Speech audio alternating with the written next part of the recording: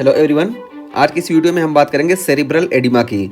तो हम इस सेरिब्रल एडिमा में हम बात करेंगे इसका मैकेनिज्म क्या होता है और टाइप्स क्या होता है।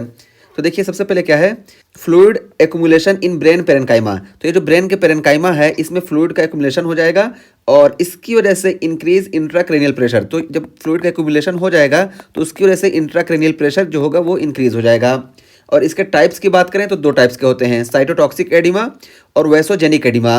तो देखिए ये साइटोटॉक्सिक एडिमा जो होता है इसमें इंट्रासेलुलर फ्लूइड एक्युमुलेट हो जाता है और ड्यू टू ऑस्मोटिक शिफ्ट। तो ऑस्मोटिक शिफ्ट की वजह से इंट्रासेलुलर फ्लूइड एक्युमुलेट हो जाता है। और वो भी क्या है, इसका example sodium potassium ATPase dysfunction. तो इसमें सोडियम पोटेशियम एटीपेज का डिसफंक्शन हो जाता है जिसकी वजह से इंट्रासेलुलर सोडियम इंक्रीज हो जाता है। तो इसका हम मैकेनिज्म देख लेते हैं, उसके बाद फिर हम कॉज देखेंगे। तो ये देखिए ये हमारा सोडियम पोटेशियम एटीपेज है जो नॉर्मली 3 सोडियम बाहर करता है और 2 पोटेशियम अंदर करता है और इसको ऑक्सीजन की ज़रूरत होती है। ये हो गया हमारा।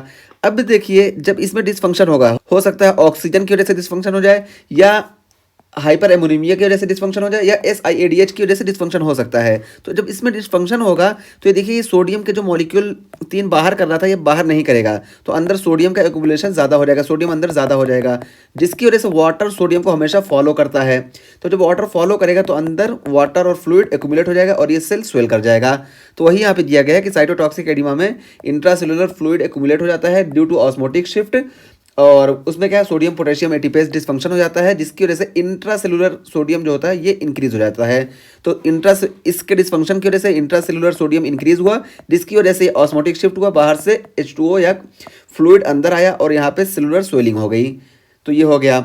अब ये इसका डिसफंक्शन क्यों होता है, तो देखिए कॉज्ड बाय एक्सटीमिया। तो ये एक्सटीमिया की वजह से हो सकता है। तो ऑक्सीजन की डिमांड जब इसकी पूरी नहीं होगी तो ये इसका डिसफंक्शन हो जाएगा और ये अर्ली साइन है, यानी एक्सटीमिया के फौरन बाद ही हमको साइटोटॉक्सिक एडिमा देखने को मिलता है, सोडियम पोटेशियम एटीपेज डिसफंक्शन हो जाता है। ठीक है। और उसके बाद हाइपर एमोनीमिया। तो देखिए हाइपर एमोनीमिया में भी ये सोडियम पोटेशियम एटीपेज ये इनहिबिट हो जाता है जिसकी वजह से यहाँ पे सोडियम एक्युमुलेट हो जाता है। और SIADH की कंडीशन में क्या होता है कि सोडियम की कंसंट्रेशन कम हो जाती है प्लाज्मा में जिसकी वजह से बाहर सोडियम की कंसंट्रेशन कम हो गई और अंदर सोडियम की कंसंट्रेशन ज़्यादा रहेगी। और ये जो है इस कंडीशन में बाहर सोडियम है ही नहीं तो ये सोडियम पोटेशियम एटीपेज अब काम नहीं करेगा, तो अंदर सोडियम एक्युमुलेट और ज़्यादा होगा और बाहर कम रहेगा। तो इसकी वजह से यहाँ पे भी ऑस्मोटिक शिफ्ट हमको देखने को मिलेगा। तो ये सब कॉज हैं और इंक्रीज इंट्रासेलुलर फ्लूइड करते हैं। ठीक है। तो ये हो गया। तो हमने देख लिया साइटोटॉक्सिक एडिमा। अब वैसोजेनिक एडिमा में देखिए क्या होता है। तो देखिए इसमें एक्स्ट्रा सेलुलर फ्लूइड एक्युमुलेट होता है, इसमें इंट्रासेलुलर फ्लूइड एक्युमुलेट हो रहा था, इसमें एक्स्ट्रा सेलुलर फ्लूइड एक्युमुलेट हो रहा है due to disruption of blood brain barrier. तो इसमें ब्लड ब्रेन बैरियर डिसरप्ट हो रहा है और जब ब्लड ब्रेन बैरियर डिस्टर्ब हो जाएगा तो उसकी वजह से इंक्रीज परमिबिलिटी। तो परमिबिलिटी इंक्रीज हो जाएगी तो बहुत सारे जो है प्रोटीन और जो सब्सटेंस हैं वो आके यहाँ पे एक्युमुलेट हो जाएंगे जिसकी वजह से यहाँ पे फ्लूइड एक्युमुलेट होने लगेगा और एडिमा हो जाएगा। तो ये देखिए, और इसका कॉज क्या है, कॉज्ड बाय एक्सटीमिया।